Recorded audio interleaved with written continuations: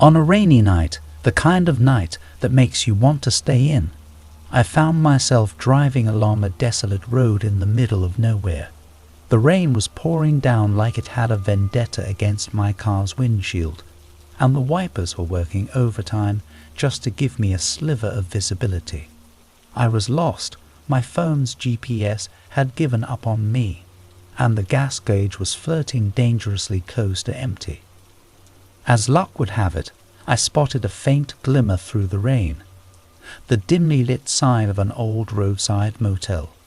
Grateful for the shelter, I pulled into the parking lot, my tires splashing through puddles. The place looked ancient, with a neon sign that flickered sporadically. I dashed inside, desperate to escape the relentless rain. The motel lobby was as outdated as it looked from the outside, adorned with faded wallpaper and a front desk that had seen better days.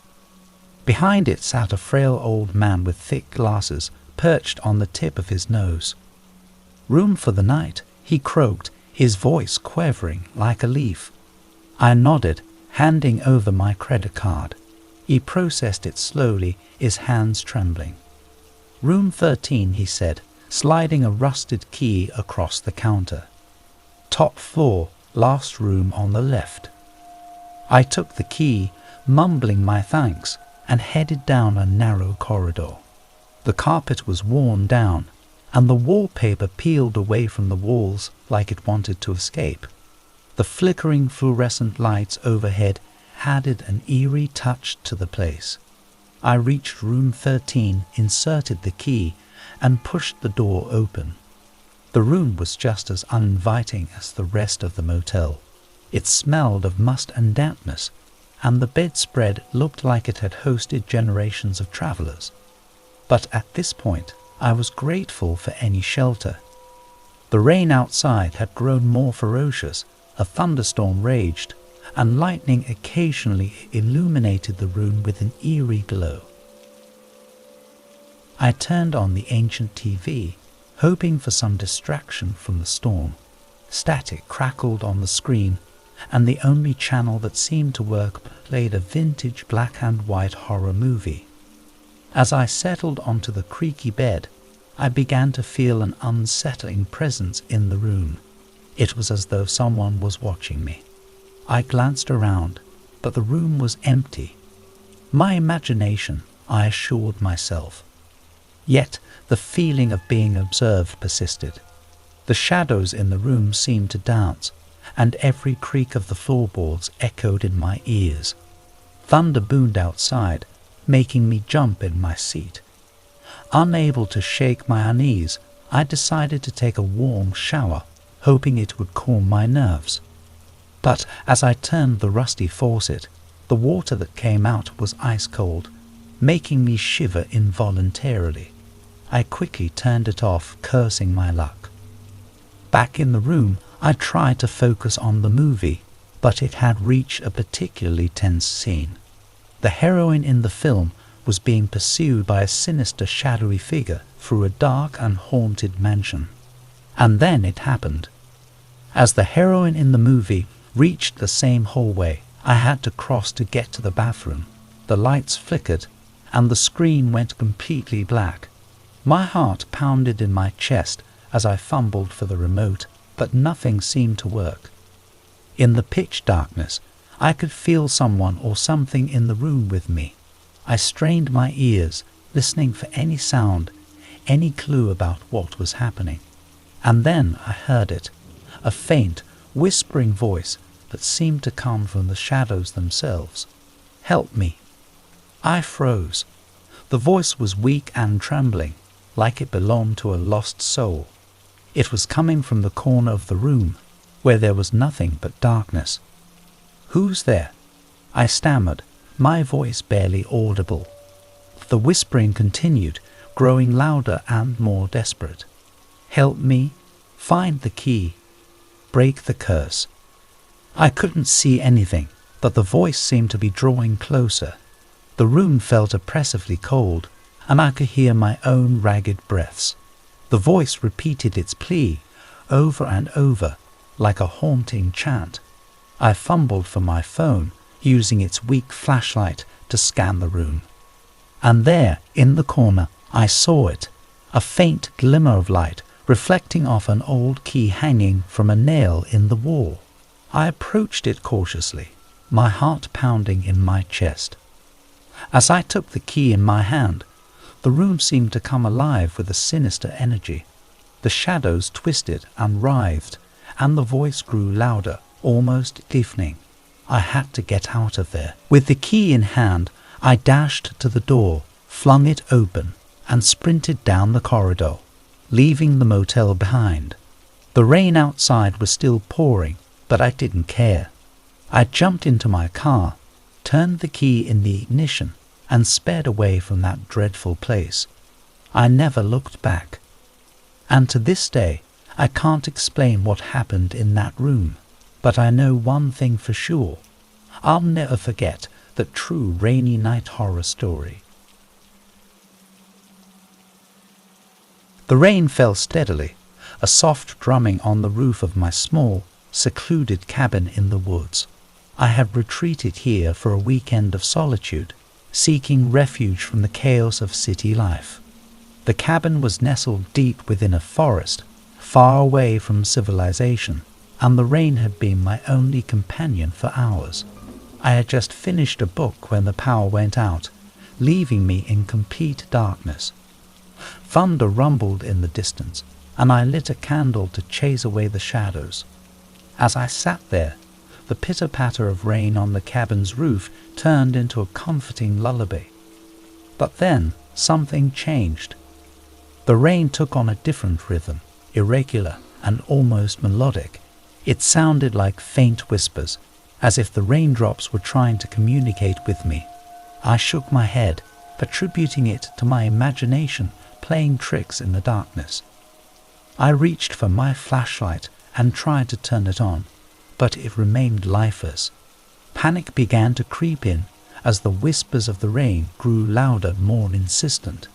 They sounded like voices, like a chorus of distant souls seeking something. I ventured outside onto the porch, holding the candle high. The rain fell gently upon me, and that's when I saw it, a figure standing at the edge of the woods, partially hidden by the trees. It was a person, or at least it appeared to be, drenched in the rain. "Help us!" a voice cried out from the figure, faint but distinct. My heart raced as I approached cautiously. "Who are you? What do you need?" The figure stepped closer, and I could see the desperation in their eyes. "We're trapped," they said, "trapped in the rain."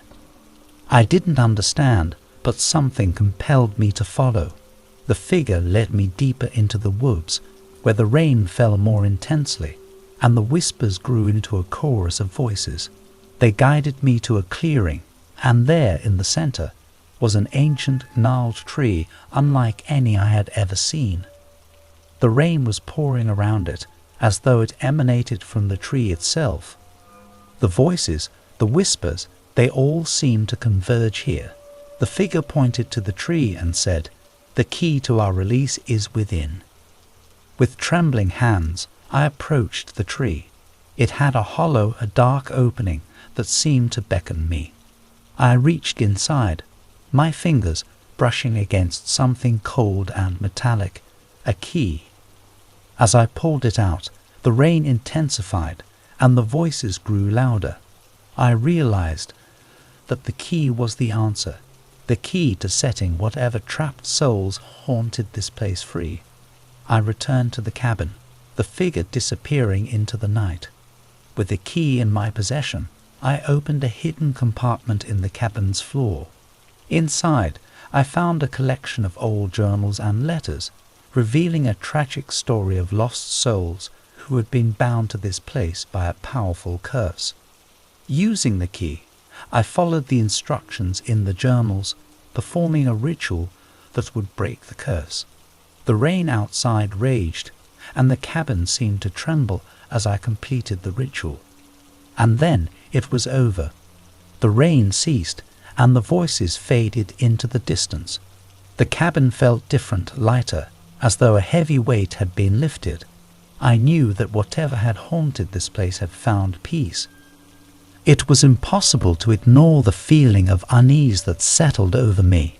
The air grew heavy, laden with a sense of foreboding. I quickened my pace, driven by a desperate need to escape the relentless noise that surrounded me. At the top of the lighthouse, I stumbled into a small circular room. A colossal glass window offered a panoramic view of the furious sea below, and there, pressed against the glass, were ghostly figures. They were pale and ethereal, their eyes vacant and hollow. Their bony fingers tapped on the window in an unsettling rhythm. Their whispers, like a chilling breeze, filled the room. "Let us in," they murmured, their voices a haunting chorus. My heart raced as I realized that these figures were not of this world. Panic surged within me, and I knew I had to get away.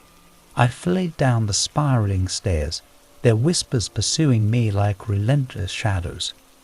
The storm outside raged on, but it was nothing compared to the terror I had left behind. The tapping and whispers echoed in my ears, refusing to let go. I reached the ground floor and burst through the heavy wooden door, gasping for breath. As I reached the safety of a nearby road, I turned one last time to see the lighthouse perched on the cliff. Its light was extinguished, but the ghostly figures still pressed against the glass, their mournful gazes following me. To this day, I remain haunted by the mystery of those spectral figures. I cannot explain what they were or what they wanted, but I will never forget that chilling rainy night when I confronted a horror beyond my darkest nightmares. The memory of that night still sends shivers down my spine. It was a night like no other, a night that defied all logic and reason. The storm had rolled in with a vengeance, catching me off guard. As I ascended the winding staircase, the sound of the rain pounding against the windows began to change. It became a peculiar, irregular tapping, like long fingernails scratching on glass. The noise was unsettling, but I pressed on, my curiosity driving me forward. With each step, the tapping grew louder and more insistent. It seemed to come from all around me, as if the very walls of the lighthouse were alive with a malevolent presence. Dread settled over me like a heavy shroud, but I could not turn back now. Finally, I reached the top of the lighthouse, where a small circular room offered a panoramic view of the raging sea below. But what I saw through the colossal glass window froze the blood in my veins. There, pressed against the glass, were ghostly figures. Their pallid faces were contorted in anguish, and their skeletal hands tapped on the window with a grotesque rhythm. Their eyes, empty and hollow, fixed upon me with a haunting intensity. "Let us in," they whispered, their voices a chorus of torment. I staggered back in horror, my heart racing. These figures were not of this world. That much was clear. They were something otherworldly, trapped between realms, and they sought entrance into the sanctuary of the lighthouse. But I could not comply with their chilling request. Every instinct screamed at me to flee, to escape the clutches of this spectral nightmare. I stumbled down the winding staircase, the tapping and whispers following me like a sinister melody. When I reached the ground floor, I burst through the heavy wooden door, gasping for breath. The storm outside continued to rage, but it was a welcome respite compared to the horrors within the lighthouse. As I ran from the lighthouse, I could still hear their voices and the relentless tapping. It seemed to emanate from the very rain itself, as if the storm itself carried their wailing lament. I did not look back as I fled into the night, leaving the lighthouse and its ghostly occupants behind. But the memory of that night still haunts me, a reminder that there are mysteries in this world that defy explanation and horrors that lurk in the most unexpected of places.